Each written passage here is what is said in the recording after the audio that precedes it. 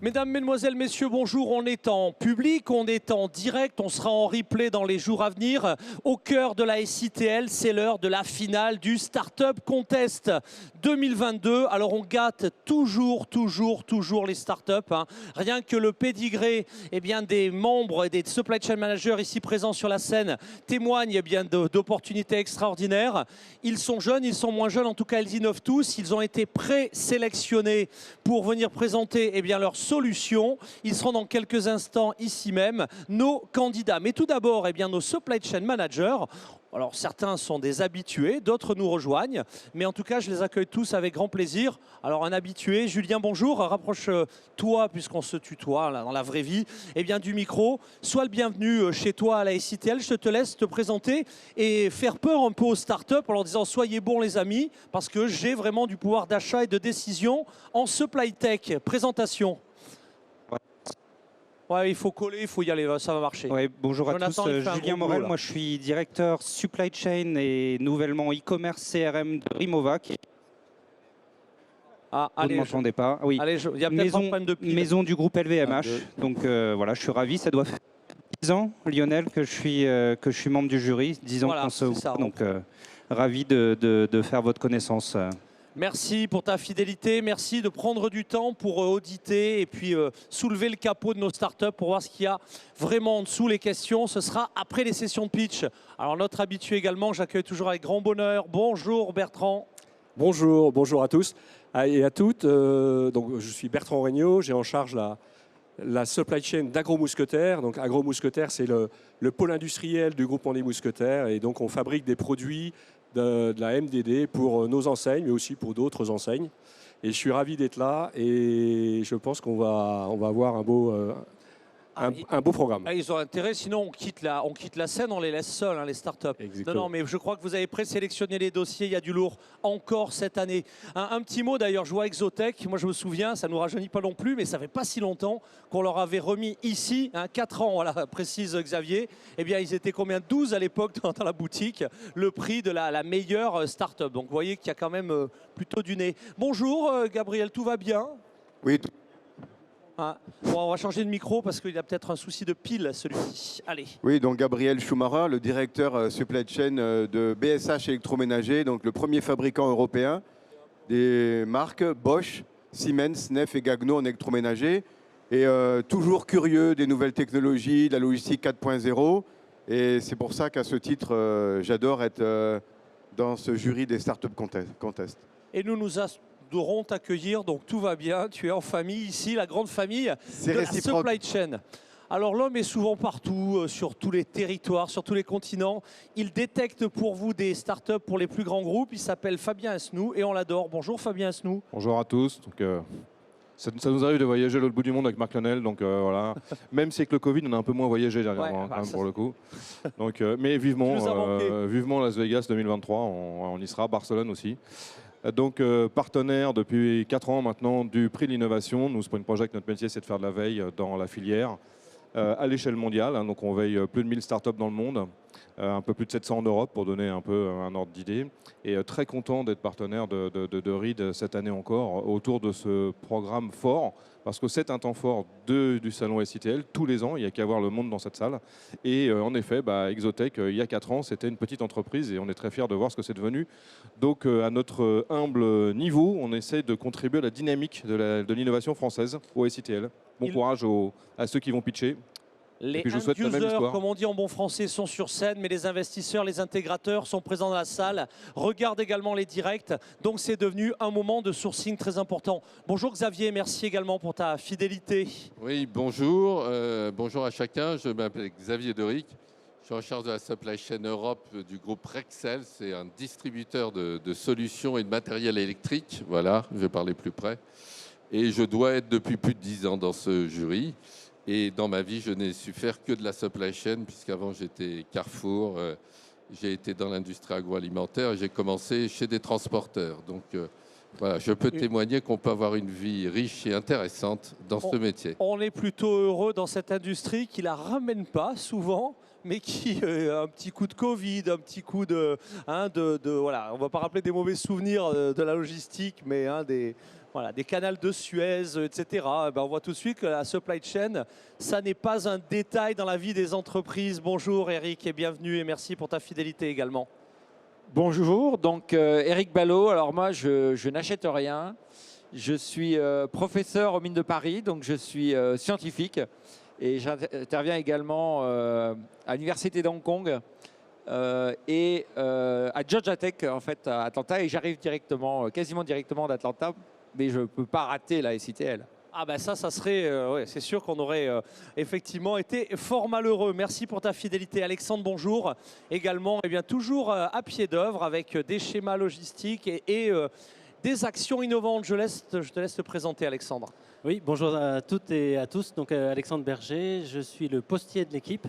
En charge notamment avec d'autres, bien sûr, de nouveau logisticien Logissimo. Qui est un logicien de proximité en territoire et B2B. Eh ben merci. Et alors, je vous avais dit qu'il y avait des nouveaux. Donc, notre petit jeune de la bande, c'est Vincent.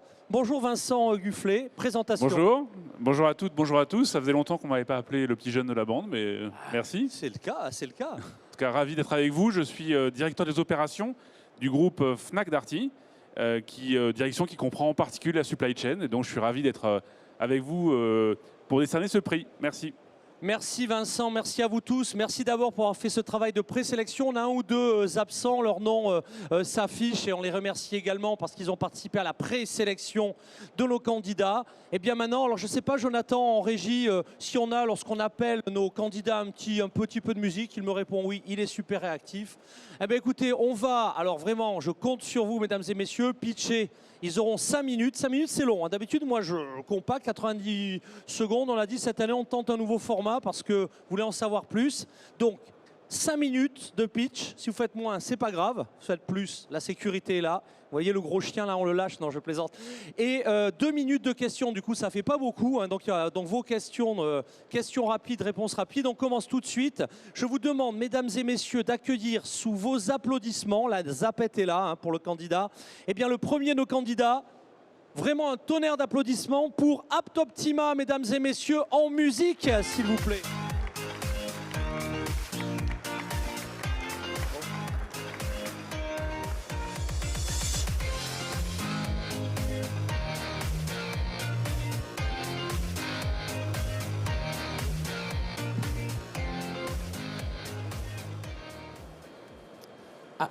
C'est parti, 5 minutes pour convaincre.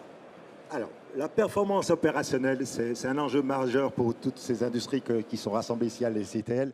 Donc, c'est faire plus et mieux avec moins de ressources. Comment? Grâce à l'optimisation. Que ce soit pour optimiser vos tournées de véhicules ou pour optimiser vos chargements de ces véhicules, l'intralogistique, la gestion de vos opérations de production, de vos stocks et la gestion des emplois du temps de vos personnels. Et encore mieux, synchroniser toutes ces opérations, vous avez besoin des outils d'optimisation. Évidemment, ces outils, vous avez déjà digitalisé tous vos process, vous avez des XMS, donc des management systems qui vont enregistrer vos décisions et les répercuter. Il y a des outils sur le marché pour vous aider à optimiser vos opérations, mais typiquement, ils ne remplissent pas totalement votre cahier des charges. Soit en termes de performance, ils ne passent pas à l'échelle, soit en termes des fonctionnalités. C'est-à-dire qu'il y a des contraintes que vous n'arrivez pas à modéliser ou vous avez des questions de synchronisation de toutes ces opérations qui ne sont pas prises en compte par vos outils. Donc là, il y a un vrai besoin et en fait, ces questions sont très difficiles. Il y a un vrai verrou technologique et c'est à ce verrou technologique que s'attaque la société Adoptima en vous apportant le meilleur de l'optimisation, ce qu'on appelle la deep tech, c'est-à-dire ce qui était dans la tête des chercheurs, on le rend accessible via des modules d'optimisation. Et notre innovation technologique, c'est l'optimisation globale, par opposition à une optimisation locale qui va rechercher des optimums dans la proximité de solutions existantes et qui va pêcher par sa myopie. Donc, vous allez avoir des problèmes de temps de réponse. Vous allez aussi avoir des problèmes de qualité de solution avec cette technologie-là. Par exemple, il y a des requêtes qui ne seront pas couvertes. Vous allez avoir aussi la problématique de rentrer vos contraintes complexes qui ne vont pas passer dans le logiciel existant. Et surtout, la synchronisation de toutes ces opérations qui n'est pas prise en compte par ces briques qui ne s'attaquent qu'à un maillon de la chaîne. Donc, Adoptima vous propose d'aller plus loin en vous apportant le meilleur de l'optimisation dans des modules d'optimisation, en créant des applications sur mesure pour répondre à votre cahier des charges. Et grâce à notre innovation qui est l'optimisation globale, on va voir quel impact ça peut avoir en traitant vos vrais enjeux. On va avoir un vrai retour sur investissement. Et j'ai pris là 2 exemples. L'un, c'est une chaîne de distribution multiniveau. Si on optimise de manière simultanée à la fois l'acheminement de votre plateforme de distribution vers des points relais et puis des points relais vers vos clients, vous allez avoir des gains qui sont de l'ordre de 25% par rapport à une optimisation individualisée de chacun de ces échelons. Donc si vous utilisez déjà des outils d'optimisation, vous pouvez aller plus loin. Pareil pour l'intralogistique. Si vous voulez organiser de manière conjointe l'optimisation de l'affectation des colis à préparer aux préparateurs et leur tournée dans l'entrepôt, vous pouvez gagner 20% sur le temps de préparation de commande. Donc ces enjeux, on vous propose de les adopter en renforçant vos management systems avec des modules d'optimisation qu'on va construire à la carte pour vous à partir de notre librairie logicielle. Que vous soyez problème owner pour essayer d'introduire l'intelligence de l'optimisation dans vos pratiques, ou que vous soyez éditeur de logiciels pour enrichir votre offre avec des composants embarqués sous forme de ce qu'on appelle nous des solvers applicatifs en mode SaaS avec une interface de visualisation. Donc, en fait, il faut nous voir comme votre partenaire technologique. On va mettre à votre disposition ce qu'on a développé pendant de nombreuses années en tant que chercheur dans l'académique, que ce soit dans des équipes à MIT, puis à l'Université de Cambridge, et ensuite dans des équipes INRIA, CNRS à l'Université de Bordeaux. Donc je m'appelle François Van der Beek. Vous pouvez me retrouver sur notre stand A29. On pourra discuter avec vous des apports que ces technologies peuvent avoir sur vos cas d'usage. Merci beaucoup. On peut l'applaudir. Hein. L'exercice n'est jamais aisé. Voilà. Mesdames et messieurs les experts, c'est parti pour 2 minutes de questions. En avant, Alexandre. Oui, bonjour, merci beaucoup pour votre présentation. Moi j'ai une question notamment pour les grandes entreprises qui ont déjà des suites SI multiples, voire un peu complexes. Comment vous vous intégrez dans une suite SI existante? Alors l'idée c'est que, c'est ce slide-là qui vous... Pardon, j'ai carrément coupé le truc. On va vous intégrer sous forme de module embarqué, un OEM, qui va venir soit s'intégrer dans votre système d'information, soit on peut parler directement à votre fournisseur, votre éditeur de logiciels, votre fournisseur de TMS, WMS et autres, et donc venir offrir ce module qui va automatiser la planification dans les outils que vous utilisez déjà. Une autre question, en avant, oui. C'est parti Vincent. Ouais. Alors, bonjour, vous parlez de faire sur mesure. Xavier.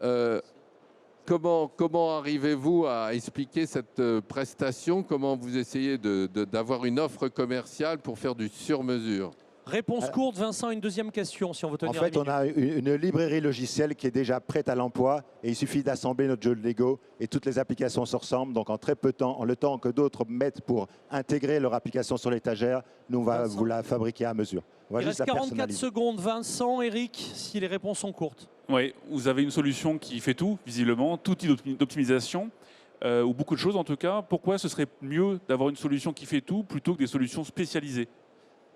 Pour justement, on voit sur ce slide l'impact que ça peut avoir d'avoir une approche systémique, c'est-à-dire de traiter ensemble les différents maillons de la chaîne. Et on ne prétend pas faire tout, mais on va quand même intégrer 2 ou 3 niveaux de décision en un. Et ça va faire une sacrée différence sur le ROI. 14 secondes, ta question rapide et 2 secondes pour y répondre. Visiblement un background en recherche opérationnelle. Qu'est-ce qu'il y a de nouveau de ce côté-là dans votre solution? Ce qu'il y a de nouveau, c'est qu'on utilise les approches de l'optimisation exacte. Ce qui était jusqu'à présent vu comme étant inaccessible en termes de performance, on a réussi à passer à la performance de ces méthodes-là. Merci mesdames et messieurs, on peut l'applaudir. C'est le premier de nos candidats. Un grand bravo pour Adoptima. Le deuxième atteint un nom bien français. J'appelle sur scène Custom Bridge, ladies and gentlemen, with your very warm applause. Il a, semble-t-il, ses fans. Bonjour à tous. Bonjour à tous, moi c'est Charles. Moi c'est Charles et je viens d'acheter une maison. Donc pour ma salle de bain, j'ai commandé cet article en magasin, qui pour moi est un porte-serviette en bambou. Et bien sachez que ce n'est pas forcément le cas pour la douane. C'est la mésaventure qu'a rencontré une grande enseigne de retail qui avait importé l'équivalent de 5 conteneurs de cette marchandise et qui, au bout de 3 semaines de blocage au port, a dû en détruire l'intégralité. La raison, c'est que la douane a estimé, à juste titre, que des enfants pouvaient grimper sur cette échelle et qu'elle devait donc respecter des normes de sécurité. Le code douanier attribué à cette marchandise était donc plus lié à celui d'une échelle qu'à un porte-serviette. Ceci n'est qu'un exemple de la complexité des réglementations douanières. Il faut savoir que chaque année en France, il y a plus de 440 millions d'euros d'amendes. Et la plupart sont dus à une erreur de classement douanier. Alors comment on réduit ces risques? Parce qu'aujourd'hui, il y a des milliards de produits qui traversent les frontières. Il ne peut pas y avoir un code douanier pour chaque marchandise. La douane a dû construire une nomenclature, une sorte d'énorme arbre de décision avec 25 000 possibilités, 25 000 codes douaniers.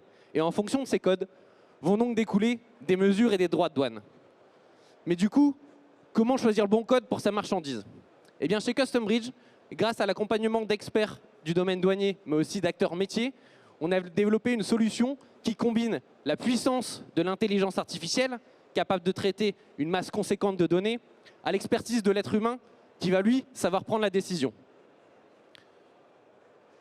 Vous voyez aujourd'hui une capture d'écran de notre solution.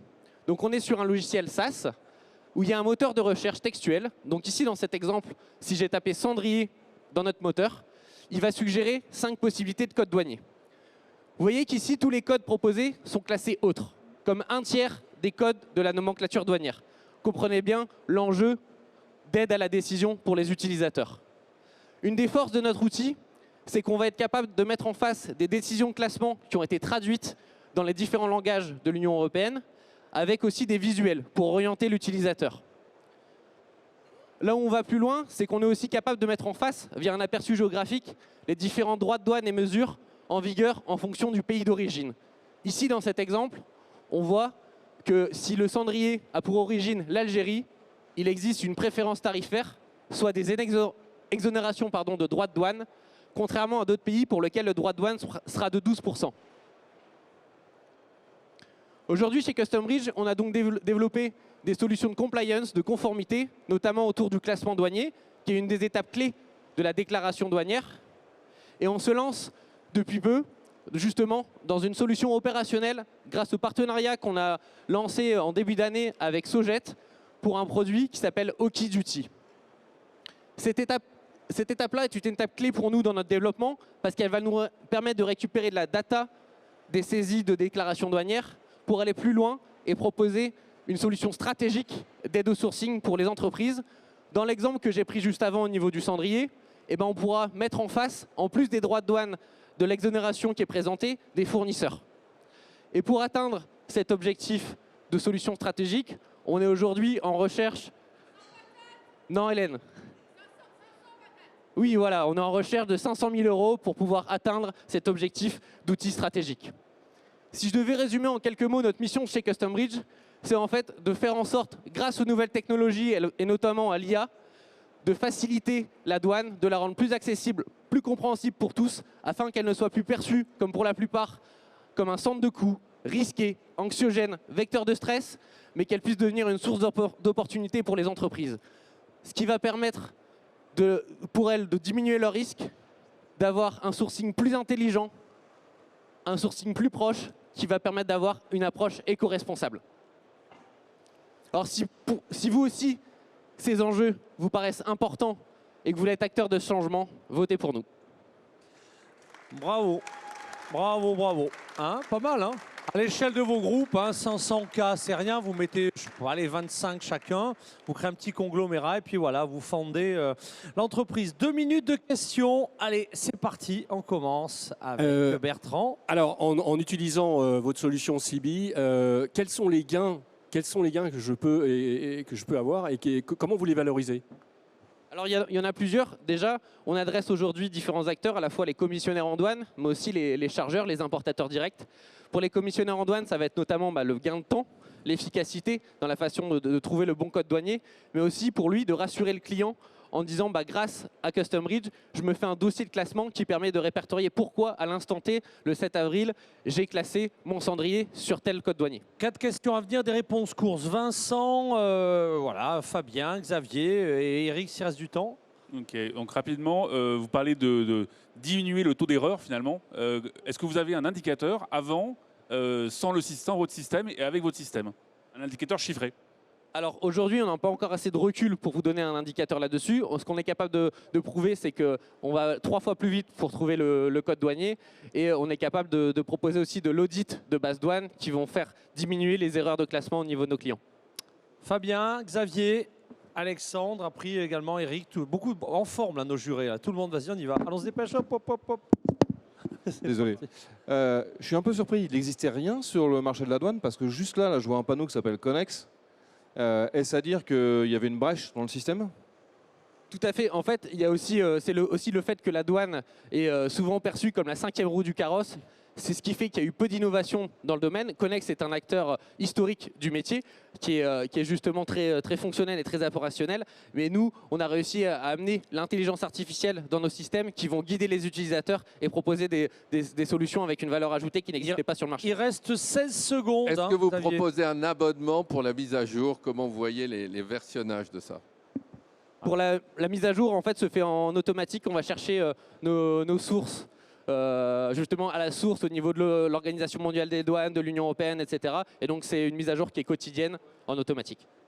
Merci, pardon de vous frustrer, mais c'est la règle. 2 minutes de questions, bravo encore à notre deuxième candidat. Le troisième a également un nom bien français, facile à exporter du coup. Ladies and gentlemen, please give a very warm applause to Trust Export, our third candidate en musique, mesdames et messieurs. Allez, c'est parti. Ouais, allez, il vient à 2.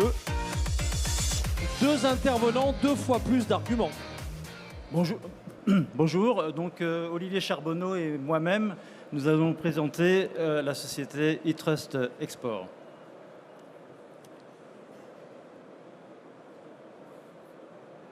Ça démarre pas. Ça démarre. D'abord une petite vidéo. eTrust Export centralise et fiabilise le processus en facilitant dès l'amont les opérations liées au dédouanement. Grâce à l'alias documentaire digital, à la signature électronique, à l'archivage légal et à l'authentification des documents, eTrust Export dématérialise et automatise le workflow. Entre vous et votre client à l'étranger, le processus devient plus rationnel, plus sûr et beaucoup plus performant. eTrust Export, le corridor digital. Du groupe CFAO qui avait ce problème de retard documentaire où chaque jour où la marchandise restait à quai ou en attente de dédouanement pouvait leur coûter jusqu'à 1 million d'euros de BFR. Le premier constat, c'est que pour améliorer les opérations de dédouanement, il fallait redonner de la visibilité des dossiers d'exportation aux destinataires et anticiper le traitement de l'alias documentaire pour éviter les retards. Un deuxième constat, les litiges non traités à temps sont très coûteux. À l'arrivée, on découvre parfois des problèmes sur la marchandise, par exemple une cargaison abîmée au cours d'une tempête. Plus on attend pour traiter le problème, plus les effets du litige se font sentir. Retard du dédouanement et dégradation de la relation avec le destinataire. Nous avons donc proposé une solution. Étant spécialiste du traitement de l'information avec workflow structuré, nous avons développé sur mesure un cloud transfrontalier sécurisé en incorporant toutes les fonctions essentielles nécessaires à la gestion du workflow. On peut citer plusieurs éléments clés dans notre offre. La prise en compte de l'alias documentaire, qu'elle soit au format papier ou digital. Un cloud dans lequel on peut authentifier et garantir le caractère original des documents numériques mis à la disposition des tiers. Et bien entendu, la dématérialisation totale intégrant la signature électronique, l'archivage à valeur probante pendant 10 ans, avec un accès direct sécurisé aux tiers, comme les douanes, aux documents archivés sans accès au cloud, avec une rapidité maximum pour retrouver les documents d'un dossier en cas de contrôle douanier ou fiscal, et ceci quelques années plus tard. Donc eTrust Export est la réponse numérique à un besoin exprimé par le métier, par les opérationnels du commerce international, d'où la pertinence de la solution. Mais notre meilleur argument pour la crédibilité, c'est qu'aujourd'hui, notre solution est opérationnelle dans 30 pays et 4 dom-tom. Et elle fonctionne très bien, même dans des pays comme la Somalie où les connexions Internet sont réputées plus fragiles. Les témoignages de nos utilisateurs en France et en Afrique sont parlants. Au Niger, ils apprécient que les liasses documentaires soient transmises en un temps record. En Côte d'Ivoire, ils soulignent l'anticipation dans la procédure de dédouanement. Et je vous renvoie, il y a beaucoup de témoignages, je vous renvoie à notre site pour plus de témoignages. Donc visitez le site i.trustexport.io. Oui, alors un mot rapide sur les fondateurs. Donc Jean-Marc Dufour est un spécialiste du traitement de l'information. Il a été dirigeant de plusieurs sociétés informatiques. Il a longtemps dirigé l'ASEAL, qui est une alliance Asie-Europe pour la dématérialisation du commerce international. Et il a été président d'EDI-France. Et à ce titre, il est intervenu en tant qu'expert pour le ministère de l'économie avec le directeur adjoint des douanes. Bon, moi, en ce qui me concerne, je suis expert comptable à l'origine. J'ai travaillé dans des banques et dans le domaine des fusions-acquisitions. Le positionnement d'E-Trust Export. Alors, nous sommes positionnés sur un marché de niche, le workflow documentaire des exportations, sur lequel nous avons 2 promesses. Réduire les délais et deuxièmement, améliorer la productivité des équipes qui traitent les opérations. Alors, pour tenir ces promesses, nous offrons 2 choses. Une solution 100% française, intégrée et propriétaire, dont nous avons la maîtrise complète de tous les composants techniques et juridiques. Et un environnement à haute disponibilité, agile et scalable, et une mise en œuvre rapide auprès de tout type d'entreprise. Sur le plan concurrentiel, ce qui nous distingue, c'est que notre offre est intégrée, qu'elle répond à un besoin métier extrêmement ciblé et qu'elle surtout elle est complémentaire des autres systèmes, des grands systèmes d'information et logiciels de supply chain. Voilà. Sur le plan géographique, E-Trust Export a vocation à être utilisé par les exportateurs partout dans le monde et l'application est disponible en français et en anglais par défaut. Vous pouvez nous rejoindre au stand B29 où nous présenterons de manière absolument détaillée tout ça avec une démonstration qui peut durer assez longtemps et nous espérons vous y retrouver très rapidement. Merci de votre attention. Merci. Il reste 4 secondes. Le just in time n'est pas un 20 mots dans notre profession. Messieurs les experts, c'est parti. Gabriel, Alexandre, Xavier. J'ai lu gain quantifiable. Alors, comment il se quantifie, justement en sonnant et trébuchant, comment il se quantifie, le gain que vous affichez? Le gain quantifiable qui est écrit. Le gain quantifiable, en fait, se traduit par la réduction du temps qu'il va y avoir entre l'arrivée de la marchandise à quai et le moment où vous avez traité les opérations au préalable. Donc plus vous anticipez les opérations à l'origine, plus vous allez pouvoir préparer l'ensemble du terrain pour la réception de la marchandise. Mais ce sont souvent les relations locales qui fluidifient plutôt que l'informatique. L'informatique fluidifie dans la mesure où on permet de donner l'information en avance. C'est-à-dire que lorsque, par exemple, vous avez une liasse documentaire papier, vous pouvez scanner cette liasse documentaire, la mettre à disposition en format numérique, faire en sorte que le destinataire puisse d'ores et déjà traiter les opérations avant même de recevoir les documents papier qui pourraient, par exemple, disparaître parce qu'un DHL se serait planté ou choses comme ça.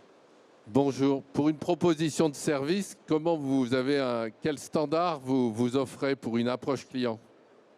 Vous parlez de standard en termes de normalisation ou Non, votre approche commerciale. Est-ce que vous avez un diagnostic type? Comment vous faites pour approcher un client potentiel? En fait, on approche, c'est intéressant comme question, je vous remercie. Notre approche, en fait, d'abord, consiste à dire qu'on a une solution qui est fiable et pérenne, qui fonctionne sur la base de 4 centres d'hébergement, dont 3 en France et 1 à Atlanta. Nous avons effectivement une infrastructure qui permet de traiter des milliers de dossiers et on a une solution qui intègre du paramétrage et qui facilite en fait la mise en œuvre. On est agile, flexible, facile d'accès et on a un cloud qui permet de donner de la visibilité à l'ensemble des destinataires très rapidement. Donc on est très réactif, surtout pour un grand compte. Voilà, alors pensez à faire des réponses plus courtes puisqu'il y avait 2 autres questions et donc 2 de nos jurés qui viendront peut-être vous voir après. Mais voilà, merci en tout cas à notre 3e candidat. Le 4e va bientôt nous rejoindre sur scène. De qui s'agit-il? Eh bien, il connaît déjà l'ordre de passage. Mesdames et messieurs, en musique, on accueille Kazol. C'est parti.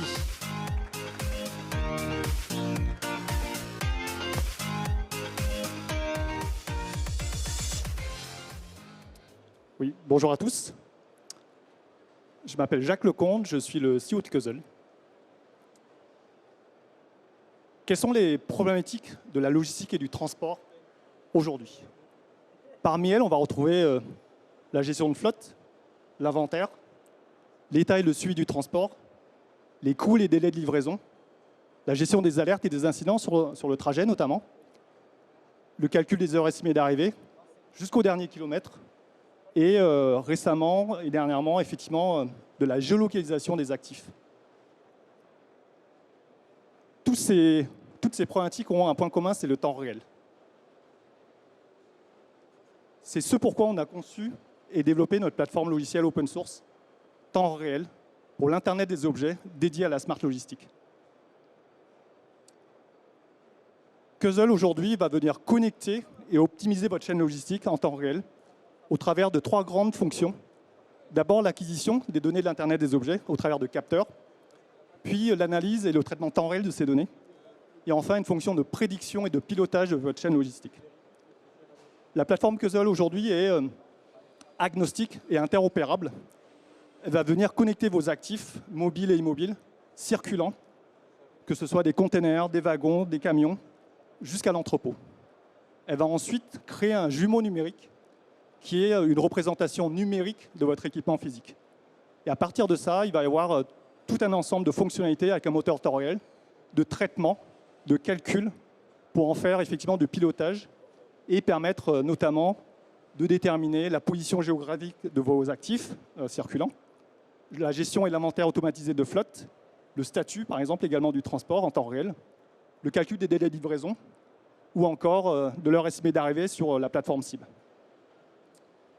Parmi nos clients aujourd'hui, on a l'année dernière réalisé un très beau projet pour la branche colis du groupe La Poste pour venir connecter et géolocaliser notamment les containers Colissimo avec effectivement quelque chose qui démarre avec de la géolocalisation et une fonctionnalité aussi qu'on appelle le geofencing qui est comment créer autour de sa plateforme une zone logistique d'entrée-sortie de zone pour permettre à l'entrée de cette zone logistique d'identifier l'arrivée imminente de ces caisses mobiles sur la plateforme.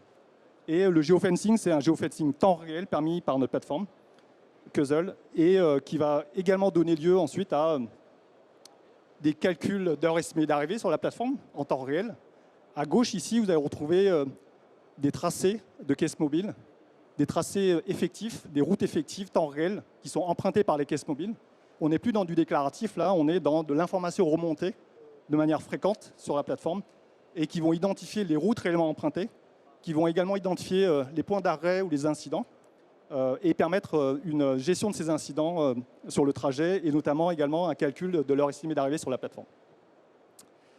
Un autre projet qu'on a mené qui est allé un petit peu plus loin, notamment pour du transport multimodal avec Geodis, c'est au-delà de la géoloc, on a également mesuré la vitesse, la température et la détection de choc.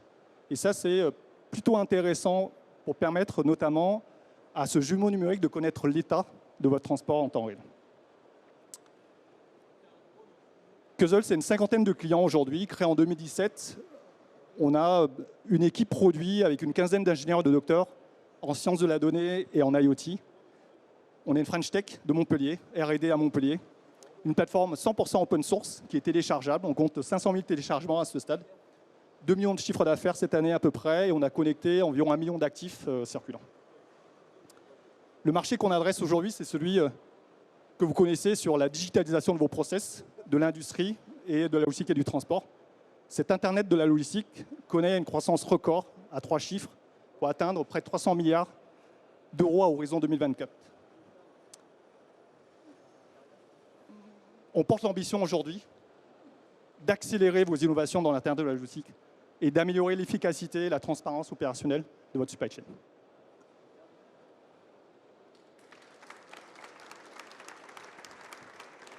À force de vouloir faire des posts en direct, on en oublie de suivre le déroulé. C'est quand même pas sérieux, ça. Hein. Allez, 2 minutes de questions. Vous avez vu, il faut pulser. Il faut surtout pulser dans les réponses. Sinon, ça nous crée des jurés frustrés. C'est parti, Alexandre. Ouais, Gabriel, il ne regarde pas. Alors, allez. J'en profite. Suivi en temps réel. Effectivement, température, choc détecteur. Est-ce que solution en temps réel aussi apportée ? En fait, notre plateforme, elle est complètement temps réel. C'est le cœur technologique de notre plateforme, c'est une plateforme d'ingestion massive de la donnée pour faire du traitement de temps réel. Par contre, la limitation, elle est liée en fait au réseau et à la fréquence de remontée des capteurs. Donc ça veut dire que le cœur de notre solution est en réel.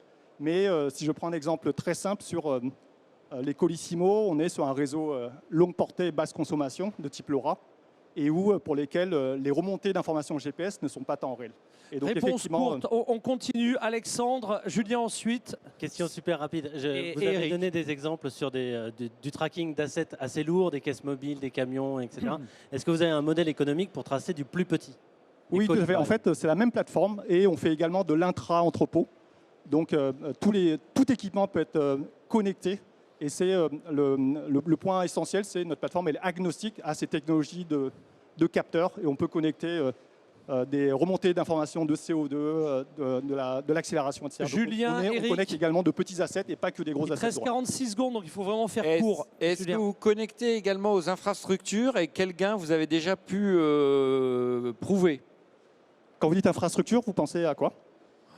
Les routes, les autoroutes, les places de stationnement, la ville intelligente. Oui, tout à fait. Donc, on a démarré par la Smart City aujourd'hui.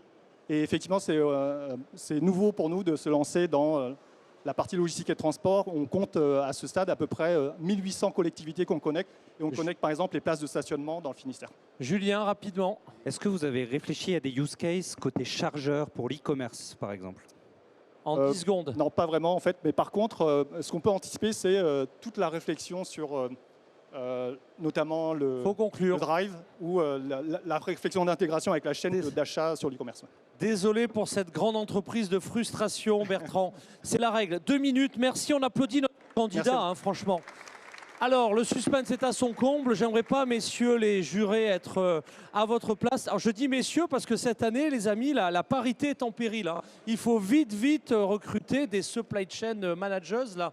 Hein, que se passe-t-il? Donc là, il faut y travailler ardemment. Je profite d'ailleurs pour saluer Laurence, la directrice du salon qui est avec nous et qu'on peut saluer, qui a fait un travail énorme. Ah oui, on peut bravo à Laurence qui effectivement a repris la grosse machine il y a quelques semaines seulement à CTL et bravo. Allez, on appelle maintenant l'avant-dernier candidat qui sauve la parité. Donc double applaudissement, tsunami d'applaudissements pour notre candidate.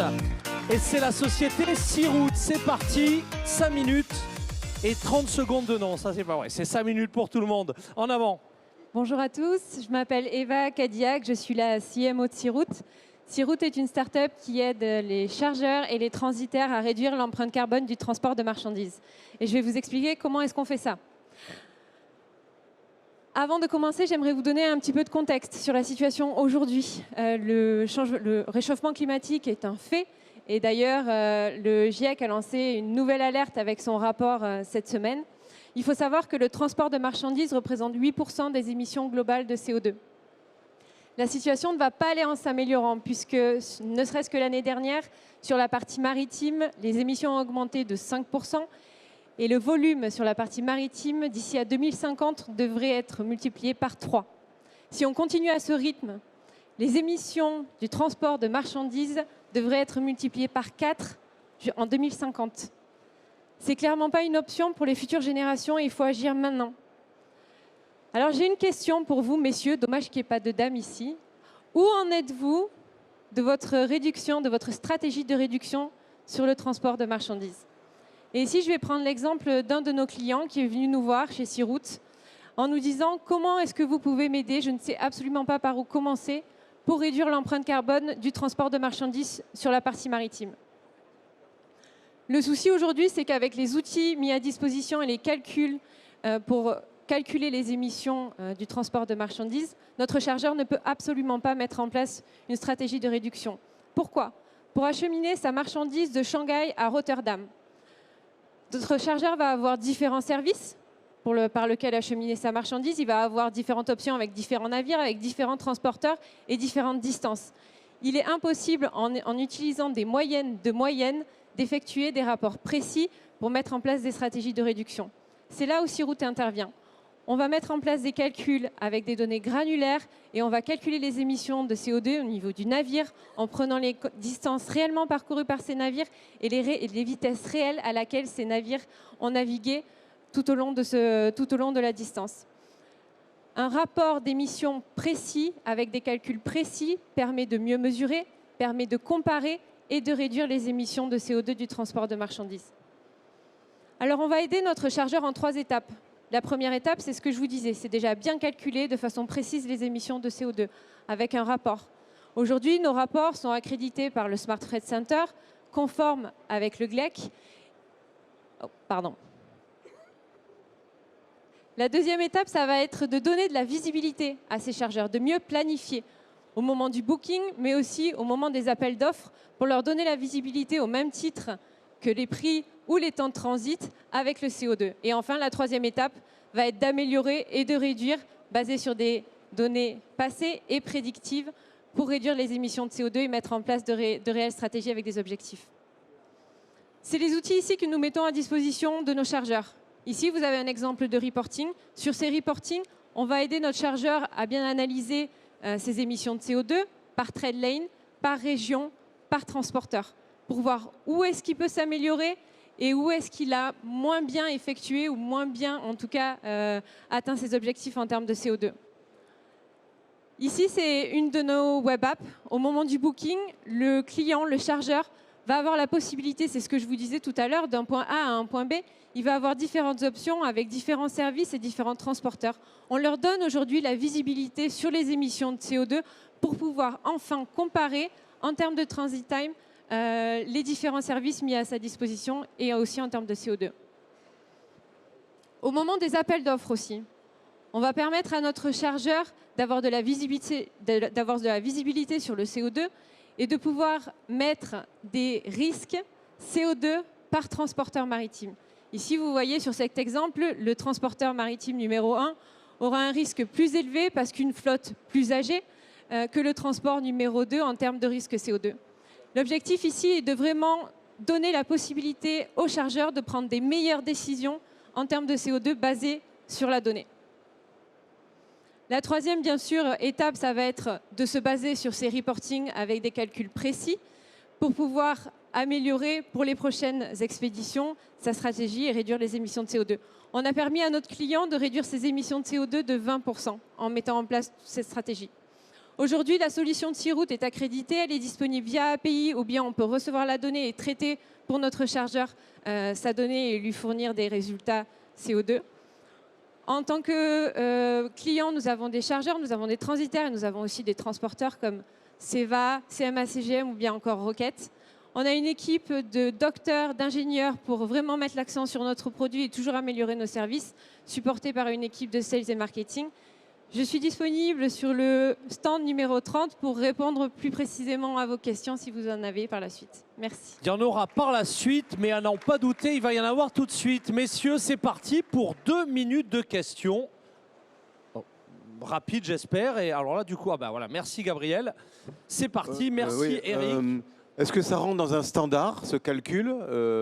Est-ce qu'il commence à être normé, puisqu'il y a beaucoup de différents modes de calcul et justement qui s'entrechoquent par rapport à ce qu'on doit donner, nous, et ce qu'on doit reporter?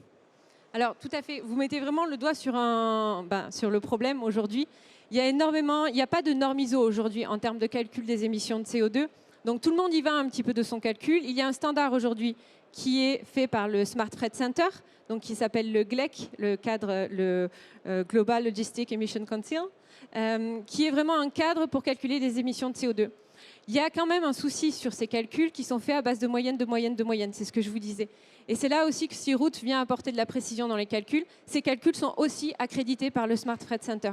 Donc il y a un standard, on peut aller au-delà des standards tout en étant accrédité. Les solutions accréditées par le Smart Freight Center sont amenées à être normes ISO en 2023, puisqu'il va y avoir une norme ISO qui va être créée l'année prochaine. Est-ce que vous avez l'intention d'aller au-delà du carbone? Parce qu'à partir du moment où on remarque les émissions, on peut faire tout un tas de calculs. Tout à fait. On va prendre en considération tous les gaz d'émissions à effet de serre. L'idée, c'est la prochaine étape. Vous parliez de... C'était ça votre question? Parler aussi de polluants, parce qu'on sait que le transport maritime utilise un certain nombre de carburants, plus ou moins chers et plus ou moins polluants. On va prendre en considération justement aussi les carburants dans les calculs d'émissions. Et ensuite, on va intégrer dans nos calculs, au-delà du carbone, tout ce qui est sulfure, NOx, etc., etc. Tous les autres gaz à effet de serre. Dernière question. En tant que chargeur, on sait rarement sur quel navire notre container va naviguer. Comment vous faites pour que cette information-là vous remonte sans donner finalement cette charge au chargeur de savoir sur quel navire il va? Alors, vous parlez en termes de reporting ou en termes de planning? En termes de reporting. En termes de reporting, normalement, vous avez aussi cette information-là dans votre TMS ou au niveau de vos prestataires, et notamment les transitaires, qui nous rapportent aussi cette information. On peut aller aussi chercher l'information et appeler cette information directement dans nos API. Mais en tout cas, on a l'information via vos transitaires ou bien sinon, si vous avez vos TMS, on va chercher l'information dans vos solutions. Merci beaucoup pour cette présentation. C'est notre avant-dernière présentation. J'appelle maintenant, on ne pique pas la zapette, ça serait pas sympa pour le dernier. Mesdames et messieurs, en musique et sous vos applaudissements, la société Fluvial de logistique. C'est parti.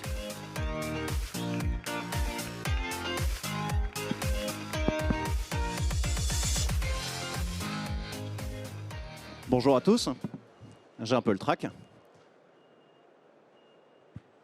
C'est parti, je vais reprendre un peu la même intro qu'il y a eu juste avant avec Searoute. Pour ceux qui ont suivi cette semaine, le groupe numéro 3 du GIEC a publié sa contribution. Si on résume le message, business as usual ne pourra pas avoir lieu à l'avenir, de gré ou de force.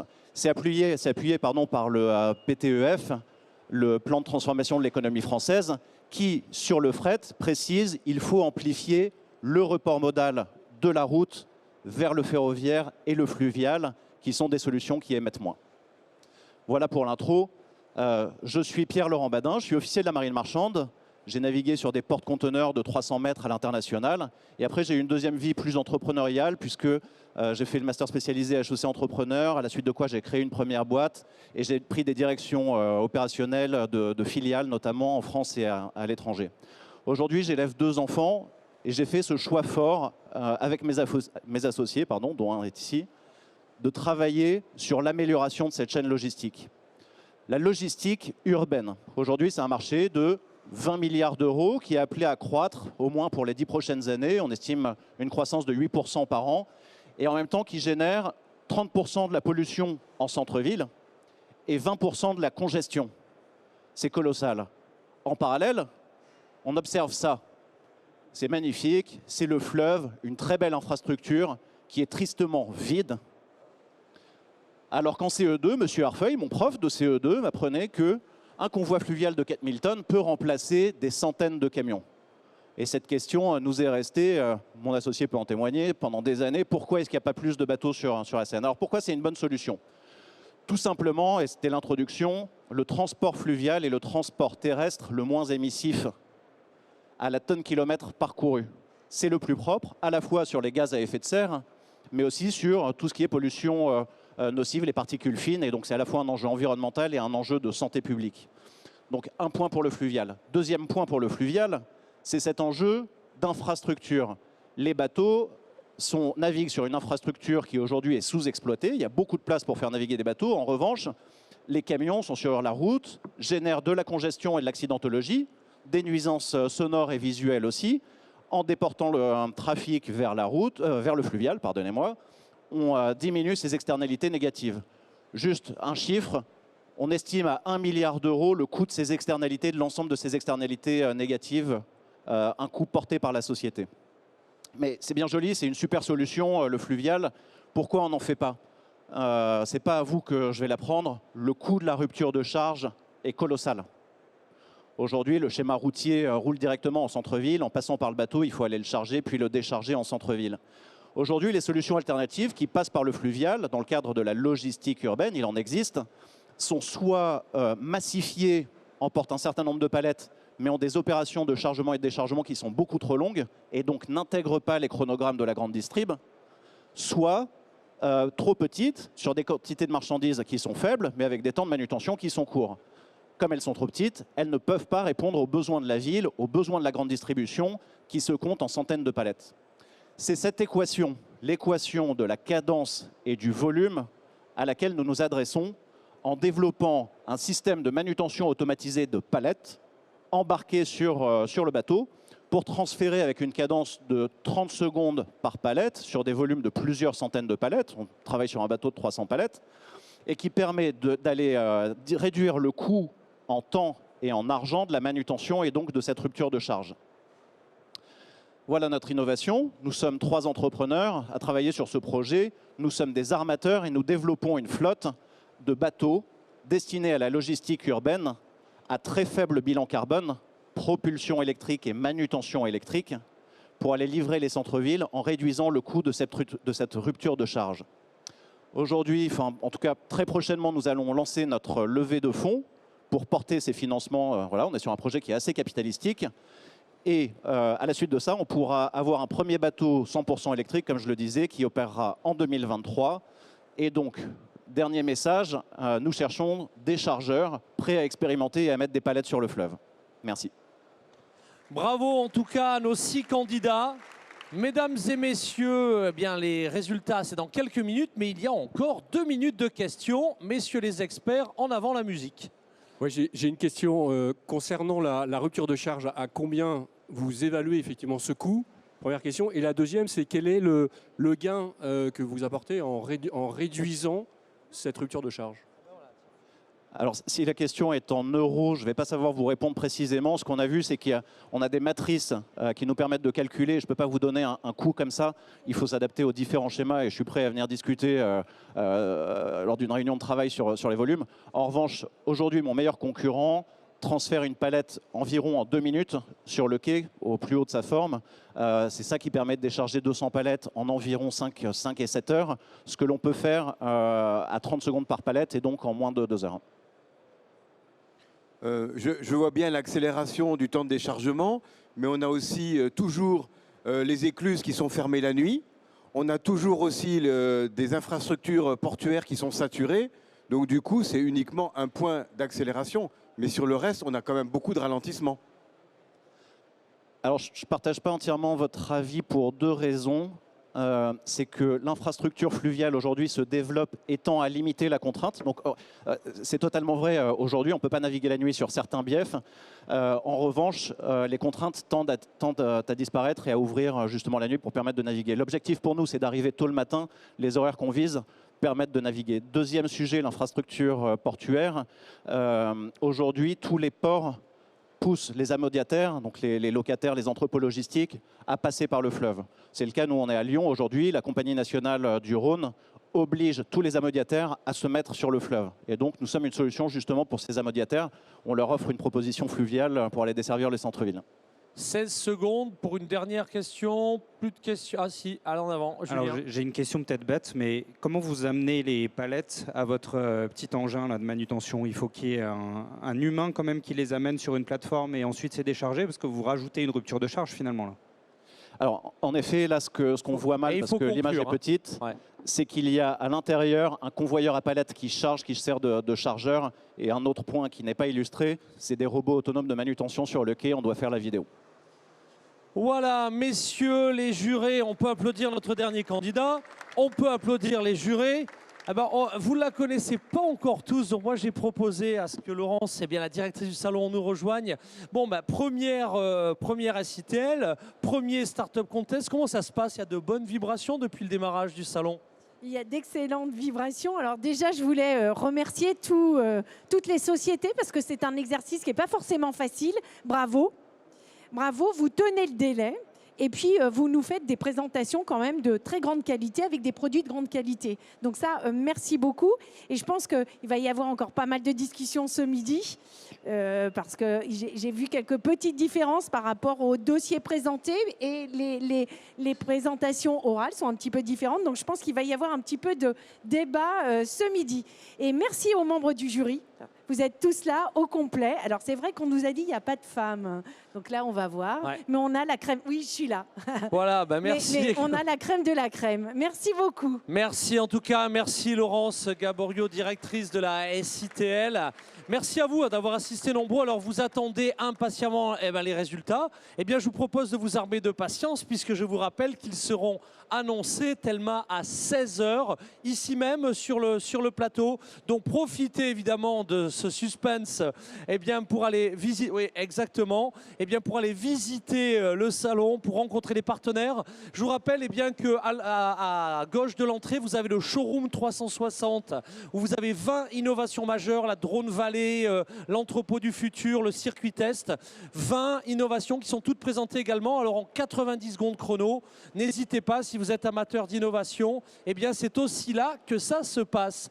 Bon appétit pour ceux qui n'ont pas déjeuné, bonne visite et à tout à l'heure à 16h pour la remise des résultats. Jonathan, on se quitte en musique. Bravo à toute l'équipe technique, à tout à l'heure.